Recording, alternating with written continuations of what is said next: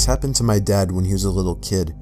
I think it messed him up a bit emotionally, but he never admitted it. This story freaks me out just imagining it. So I'm pretty sure my dad was 10 years old, and he was home alone for whatever reason. He was watching TV in the living room.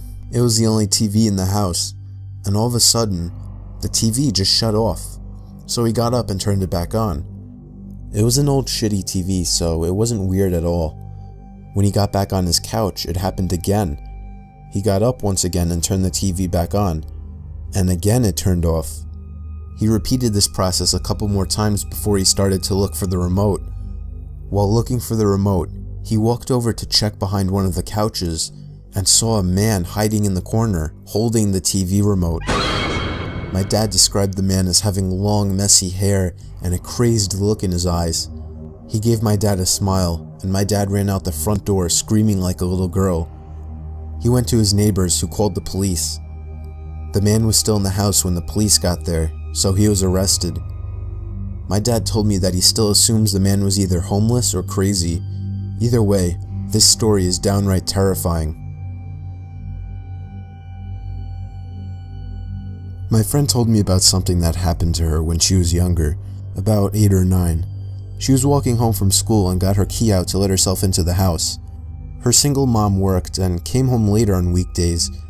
As she reached up to put the key in the door, her mom opened it in a dressing gown, having left work sick.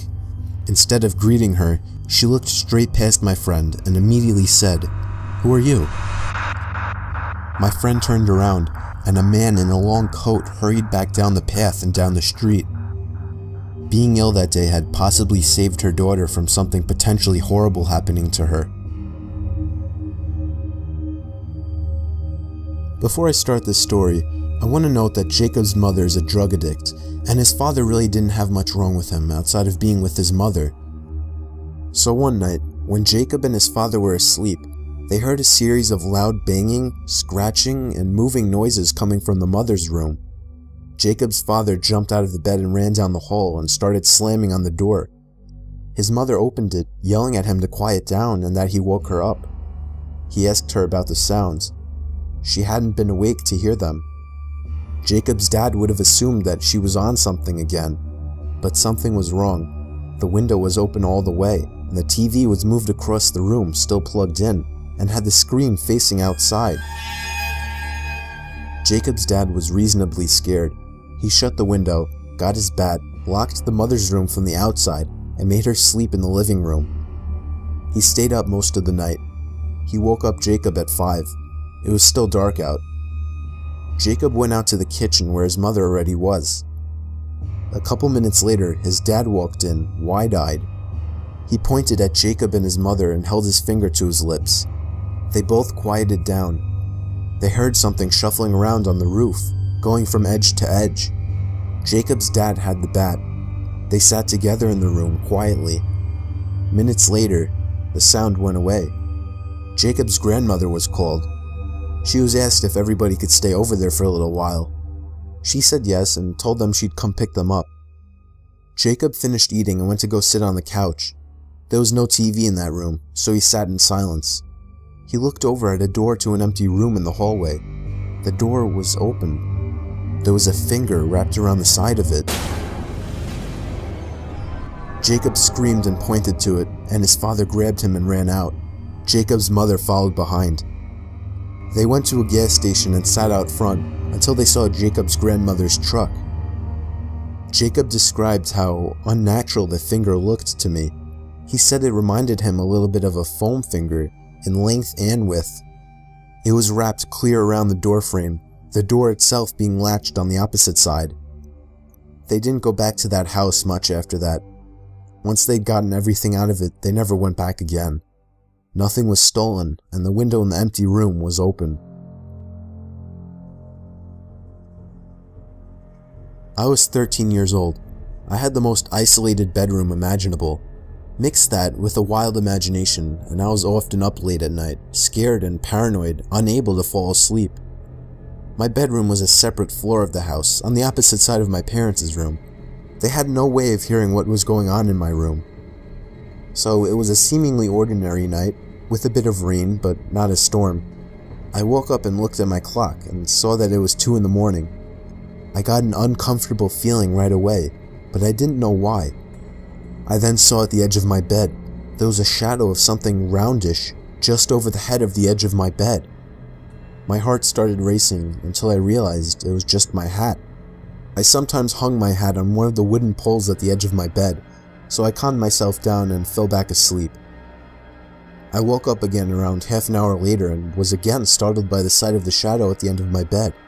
But after my brain started to fully wake up, I remembered it was just my hat again.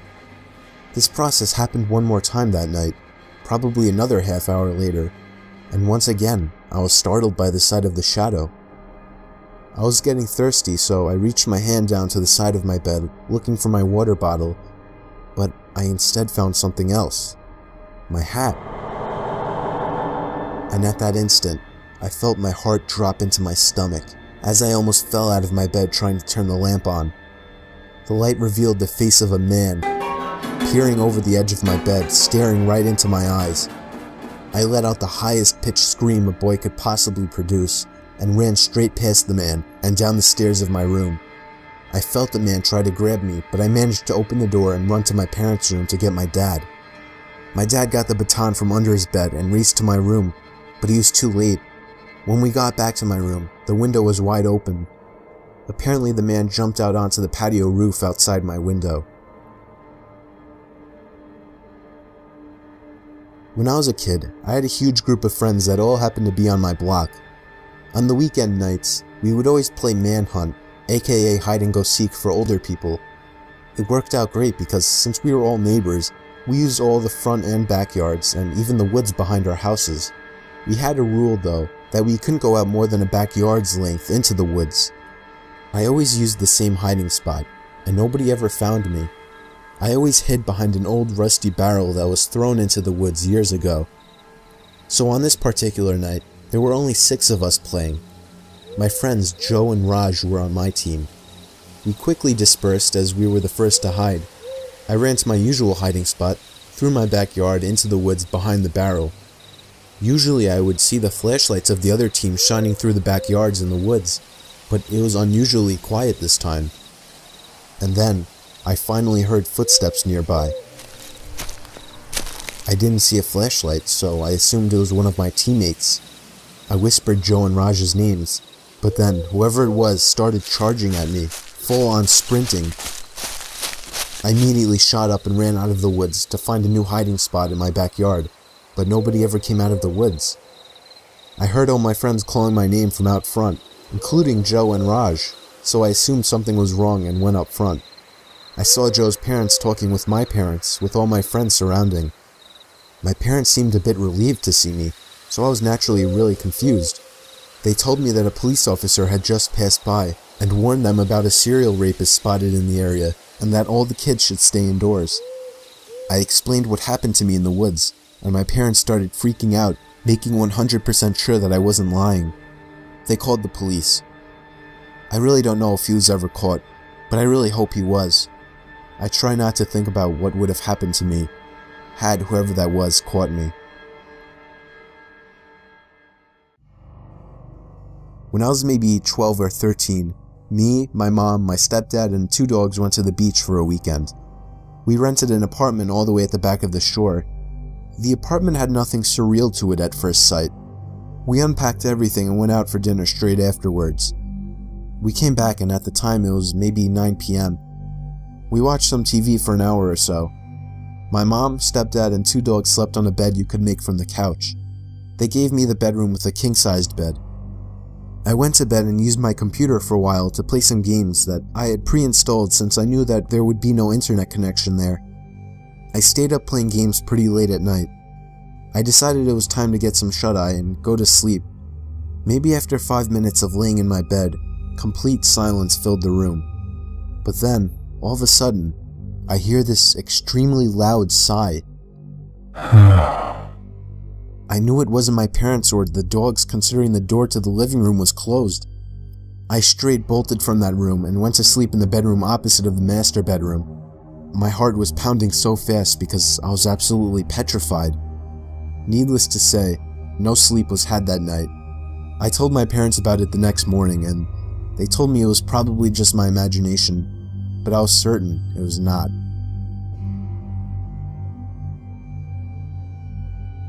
This story still gives me nightmares to this day. I was staying with one of my best friends in North Carolina where I had a job interview. I was coming from New Jersey, and my friend Mike offered to let me crash at his place for a few days. He didn't necessarily live too close to the company I was interviewing for, about 2 hours away, but I also just wanted to see one of my good friends again. So this happened after the second interview. I came back to Mike's place in a good mood as I had been offered the job on the spot. We celebrated in the yard that night with a few friends and a few beers, or a lot of beers. We stayed up late and basically got shit-faced. People were coming and going all night. That's the kind of person Mike is. He didn't really keep track of who entered and left his house.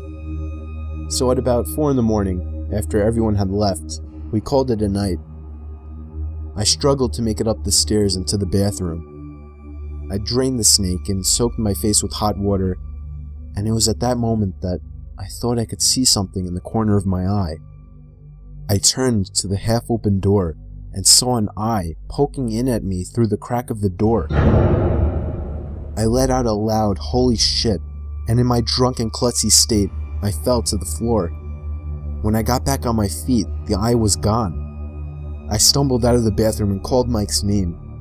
I heard him call out in response from downstairs in the kitchen. It couldn't have possibly been him. I didn't hear anyone go down the stairs, but I asked if he was up there anyway. Expectedly, he replied with a no. I can't remember fully, but I assume I just brushed it off under the assumption that I had too much to drink. I made it to the guest bedroom and basically fell onto the bed, barely managing to throw the covers over myself. You know when you're drunk you fall asleep easier. That's an understatement. I think I fell asleep seconds after falling onto that bed, only to wake up after an unknown duration of sleep. I immediately felt the unbearable headache coming on, and began to rub my head. It was probably a little before sunrise. The room was a bit chilly.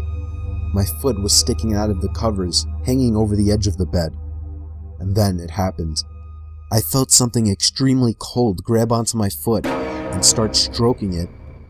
I then heard a raspy voice whisper the words, "Can you help me?"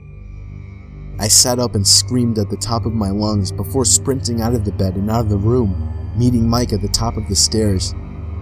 I called the police and they arrived shortly.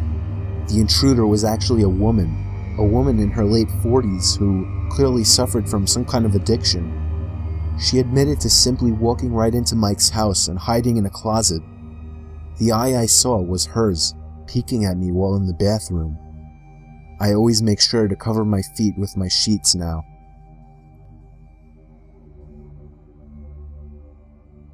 It was the dead of winter in Cali. Me and a couple buddies were on a skiing trip by South Lake Tahoe. We stayed in a big luxurious log cabin for a few nights. On the third night during a blizzard, I got up to get a glass of water late in the night. As I crossed the cabin over to the kitchen, there was a frantic knock at the door.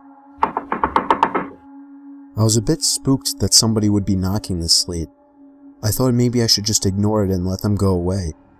But I realized they knew we were there, as my car was parked right outside. I also had the thought that maybe somebody was in trouble and needed to get out of the dangerous weather. I tiptoed over to the door and waited for another knock.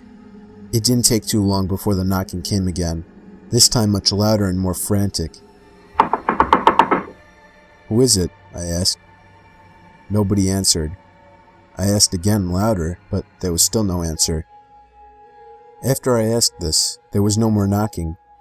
I grew curious and eventually opened the door a crack with the chain lock still on just in case. Nobody was outside. I undid the lock and opened the door completely.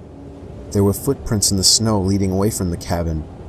For whatever stupid reason, maybe I felt some kind of guilt and worry for a person in need. I slipped on my boots and jacket and stepped out into the storm to follow the footsteps before they were completely filled. The footsteps led me to the edge of the property before completely stopping. I shit you not, the footprints completely ended, not a sign of vehicle marks, a struggle, nothing. It was as if whoever made the tracks was standing still, right where I was. I felt disturbed and ran back into the cabin and slammed the door shut behind me, making sure to lock it. Before I could even gather my thoughts, the frantic knocking at the door resumed. My heart started pounding, and I started to scream for my friends. One by one, they all rushed down to see what was wrong. When we opened the door, there was nobody there. The footprints were already filled. I never could prove what happened to my friends. I don't blame them for not believing me. I almost don't believe myself, but I know it happened. I just can't even try to explain it. It still freaks me out to this day.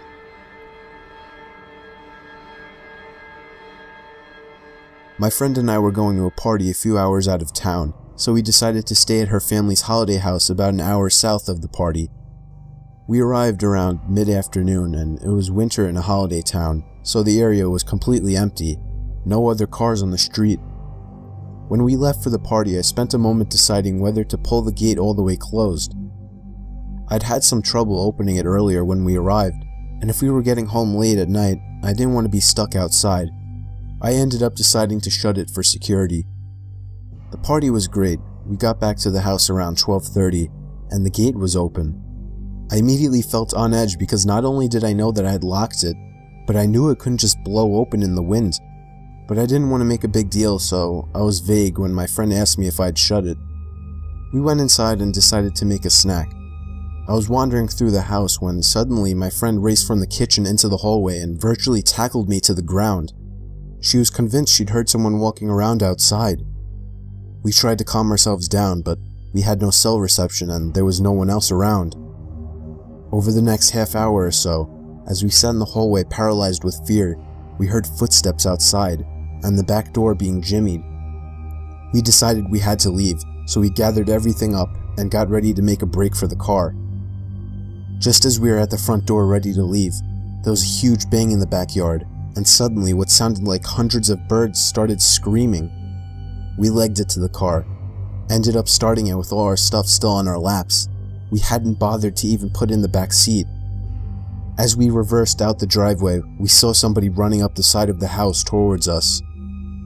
We sped the entire way home, and didn't sleep at all that night. When I was 10 and my youngest brother Ben was only 1, there was this one weekend that my parents were painting our bedrooms, so we would have to sleep in the basement. There was a pull-out couch down there that turned into a bed, and Ben had an extra crib down there. I was only 10, so sleeping in a pitch-dark basement was very uncomfortable. Somehow, having Ben down there made me feel a bit safer though. He would wake me up in the middle of the night crying, and for some reason, tending to him made sleeping down there a little less scary. But it was this one time that I woke up to him screaming. Not crying, screaming, like no 1-year-old should. I was scared shitless immediately and ran over to him to see what was wrong. He was standing up looking at me, pointing to something. I looked in the direction he was pointing at. He was pointing into the pitch-dark boiler room right next to his crib.